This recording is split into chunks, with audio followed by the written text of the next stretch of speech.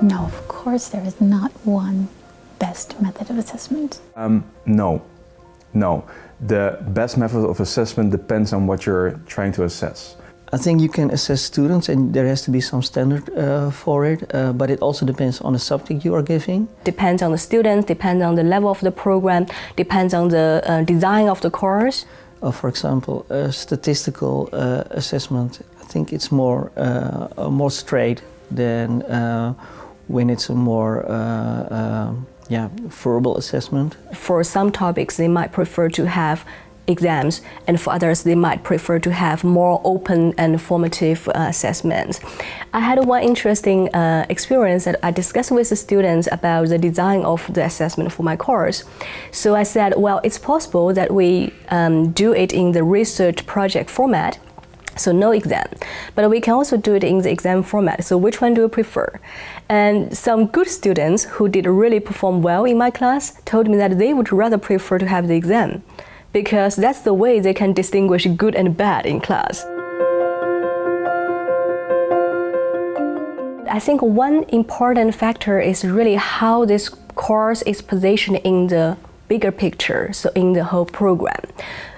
For instance, when we think about the whole program, we need to think about in each year what kind of topics the students should learn and how the assessment will in the best way to tell that they get the most out of the course and could also lift them to the next level. We use the taxonomy of Bloom for that, and he basically subdivides learning into 5 steps. And he starts at recall. After recall, you'll have explaining, so explaining the points that you recalled earlier, and he moves all the way up to applying it, being able to deconstruct a certain aspect into smaller subconstructs and being able to put them back together in novel ways and evaluating different ways of doing it. So there's this continuum from basic learning to more advanced learning of knowledge, basically. That's the most important thing we use. So if we do recall or explanation, we choose multiple choice. For everything else, ideally we choose something else. I think if I look at it pure from an educational psychology point of view, then I would look at which question can best get to the level that I would like to test.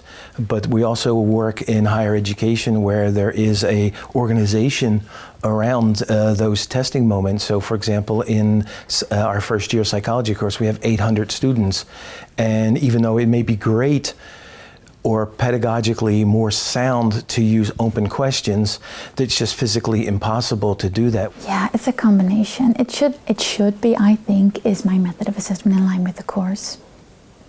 But I can't deny that the practical difficulties just play a big role.